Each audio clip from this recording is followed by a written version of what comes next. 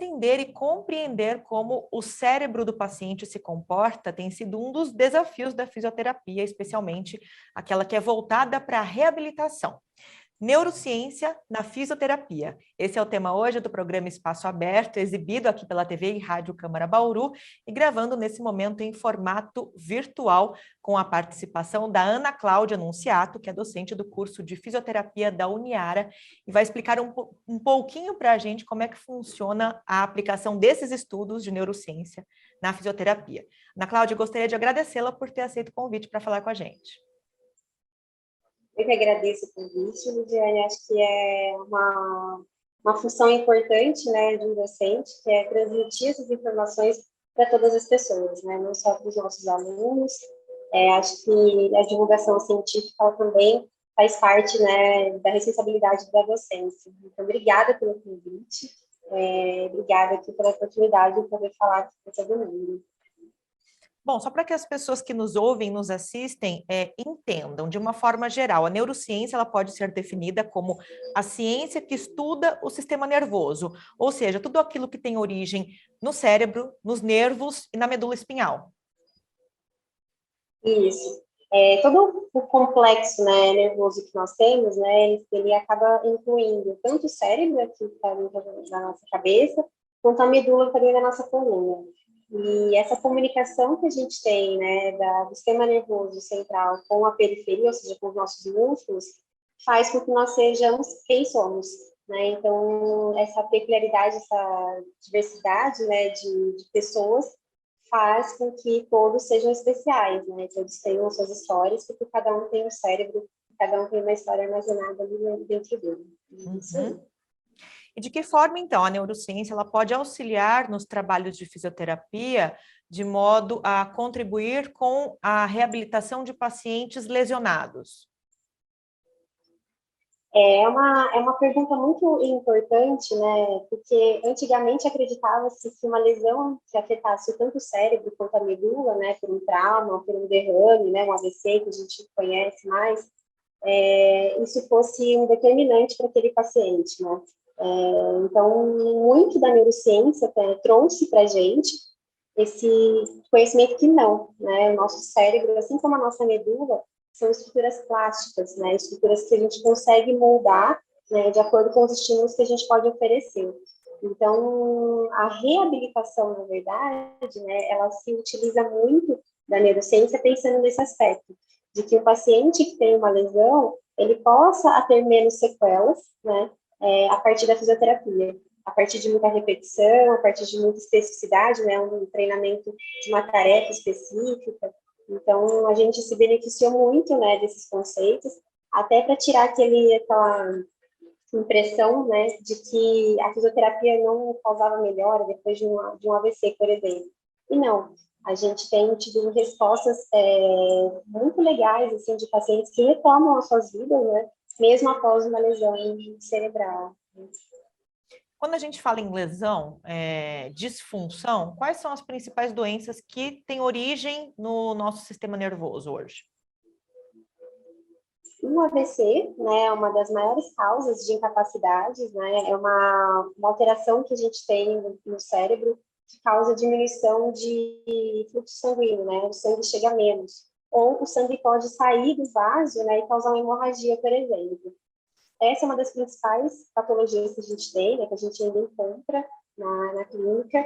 A lesão medular, né, por trauma ou por acidente automobilístico, ainda também é uma das lesões que a gente mais reabilita. Tem aparecido muitos pacientes também com doença de Parkinson, doença de Alzheimer, síndromes pós-Covid, né, algumas síndromes que apareceram, né, após esse contato, né, com o vírus. E acho que são as patologias que a gente mais tem encontrado, assim, nesses últimos anos na clínica. Algumas com menos frequência, né, como síndrome de Guillain-Barré, por exemplo, patologias como esclerose, né, tanto a esclerose múltipla quanto a esclerose lateral amiotrófica, são as patologias que a gente mais atende com frequência, né, nessa prática clínica. Uhum. E são doenças que acabam causando ou provocando impactos muito negativos na vida dos pacientes, né? Muitos perdem a autonomia, perdem a funcionalidade, acabam ficando dependentes de algum familiar que, de uma certa forma, tem que se reorganizar toda a rotina para poder se responsabilizar por cuidar, né, pelos cuidados daquele paciente com a enfermidade. Como é que esses pacientes chegam até vocês, até as clínicas, para as mãos dos profissionais de saúde, dos fisioterapeutas? Geralmente eles são encaminhados pelo médico, né, o neurologista, que faz esse diagnóstico clínico, né, que diz, olha, o senhor ou a senhora, né, o jovem, né, você tem essa patologia. E aí, com o encaminhamento desse médico, a gente recebe para uma avaliação. Então, essa avaliação fisioterapêutica, a gente faz e a gente identifica essas sequelas, né? E mais do que as sequelas, a gente identifica a necessidade do tratamento funcional, que é exatamente como você falou, né? Voltado para uma função, voltado para uma tarefa onde o paciente agora tem dificuldade em realizar. Essas tarefas, elas podem ir desde tarefas mais simples, como rolar à noite na cama enquanto você dorme, até tarefas mais complexas, como escrever, andar, enfim, falar. A parte da fala, né, a gente não tem essa intervenção, geralmente é a fonoaudiologia, mas a gente encontra com bastante frequência, né, pacientes que têm algum tipo de afasia, que têm uma dificuldade em se comunicar. Né? Então, são patologias que acabam realmente trazendo, né, uma mudança de cenário na casa dessas pessoas, incluindo outras pessoas para o cuidado desses pacientes, e mais, né, uma atenção ali 24 horas de alguém que não tinha essa atenção 24 horas, né? Como, por exemplo, eu falei de rolar na cama durante a noite. Então, são alterações que mudam realmente a rotina familiar de muitas casas aqui no Brasil. Uhum. Agora, Ana Cláudia, com o avanço desses estudos na área da neurociência e a aplicação durante as sessões de fisioterapia, o que é que vocês têm percebido como ganhos nesse trabalho de reabilitação dos pacientes? É a utilização de tecnologia também durante as sessões? O que é que tem trazido de positivo para esse trabalho, para esse tratamento? O que vocês têm recebido como feedback dos pacientes? A gente tem percebido, né, que a interatividade, ela chegou, né, na fisioterapia, então, algumas sessões a gente acaba utilizando a máquina, né, como uma forma de nos auxiliar. Então, por exemplo, a realidade virtual, né, que é por meio do jogo, por meio de videogame, que faz com que o paciente realize movimentos, mas envolvido, né, diretamente no jogo, né, uma determinada função, de levantar o braço, de alcançar algum objeto, e que ele pontue, né. Então, essa interatividade faz até com que alguns pacientes aumentem a motivação, né. Eles falam assim, não, eu só fiz 10 pontos, eu quero fazer 15, né, e eles acabam ali melhorando mais em alguns aspectos que para a gente, né, são mais aspectos motores, e para eles são aspectos mais lúdicos, né.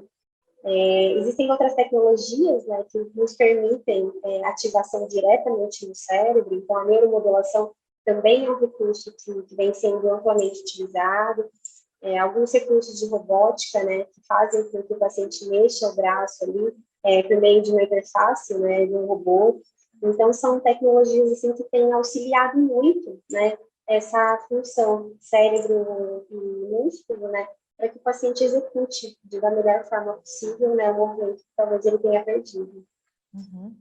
A gente está falando bastante sobre o tratamento das pessoas que são acometidas por doenças neurológicas, mas e prevenção? Dá para a gente falar em orientação, em dicas para a prevenção de doenças de AVC, de doenças como esclerose, que acabam acometendo as pessoas mais idosas? Como é que a gente se previne? Como é que a gente se cuida para que minimize as chances de ter uma dessas enfermidades, Ana Cláudia? A gente costuma classificar em algumas doenças como sendo adquiridas, né? Você não tinha e você adquiriu. Então, o AVC, por exemplo, é uma patologia que altamente a maioria, né, dos pacientes poderia prevenir, né? Então, controle de pressão arterial, por exemplo, atividade física, né, evitando o sedentarismo, uma boa alimentação, né, uma alimentação mais saudável, com menos fast food, né, com menos aquela comida rápida, que é muito calórica e pouco nutritiva, estresse, né? É difícil a gente falar em estresse no meio de pandemia, né? Mas o estresse é um fator importante. Só que a gente tem também outras patologias que a gente não consegue diretamente ter essa prevenção, né? Então, esclerose lateral amiotrófica, por exemplo, é uma patologia que ainda não tem uma causa, né? Por isso que a cura ainda não está muito bem estabelecida, né? Para não dizer que não existe cura ainda, porque ela não tem, né, uma carga ali totalmente ambiental, digamos assim, né? Existe um composto ali que pode ser genético e aí a gente não tem como ter esse tipo de prevenção.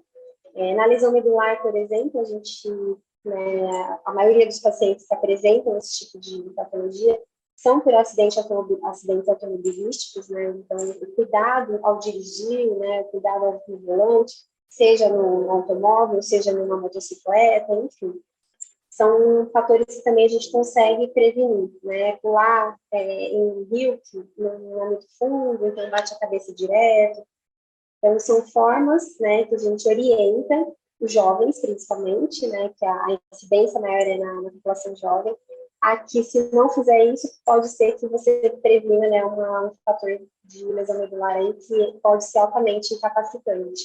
Então, lesões mais altas, né, nessa região aqui do pescoço, da cervical, são lesões que incapacitam as mãos, por exemplo, né? Então, são pessoas que podem perder o movimento das mãos. Uhum. E lesões mais baixas, né, lesões aqui no meio do tronco, né, na região da torácica, ali, da lombar, deixam as pessoas, por exemplo, sem mexer as pernas, né? Então, são formas que a gente tem de orientação para a prevenção dessas patologias. Algumas, como eu falei, né, infelizmente a gente não tem como, né, prevenir, mas a grande maioria que a gente tem aqui, como o AVC, por exemplo, e a lesão medular, a gente tem sim, né, como, entre aspas, evitar, né, que isso pode vir a fazer parte da vida de alguém muito próximo. Você comentou sobre a Covid-19, né? Uma das consequências para parte dos pacientes que se contaminaram durante a pandemia foram as doenças neurológicas, as consequências neurológicas. Vocês receberam, né? Houve um aumento, vocês perceberam um crescimento do número de pacientes que buscaram a fisioterapia, tiveram que buscar depois, né, um acompanhamento de fisioterapeuta, porque tiveram sequelas por conta da Covid? A gente teve um aumento de uma patologia que era muito rara, que é a síndrome de Guillain-Barré, né? E a gente teve um aumento de casos aqui relativamente grande. Esse foi uma das patologias que a gente recebeu mais aqui. Mas a gente também tem patologias que são decorrentes, né, de complicações mesmo da Covid, né? Então, o AVC, né, é um deles. Então, algumas pessoas podem ter tido, né, um AVC ali durante o período de internação, ou durante mesmo o período ativo, né, da Covid. Então, a gente teve, né, e fora as pessoas que reclamam, né, de perda de memória e até alteração do olfato, né, que ainda não retornava. Uhum. Só para a gente fechar, você tem um projeto que você encabeça todos os anos, que é um projeto que chama Neuroférias, né? Que é voltado às pessoas que se interessam, né? Público infantil, enfim, que se interessam sobre o tema.